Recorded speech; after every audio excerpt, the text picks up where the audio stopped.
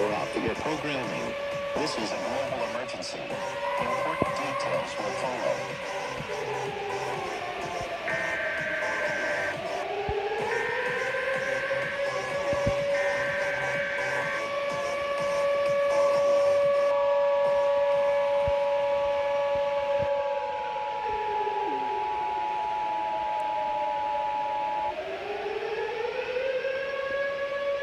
The following message has been transmitted at the request of the United States government.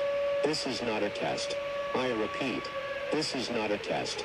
NASA's attempt to destroy the black hole, or 4D10, has failed.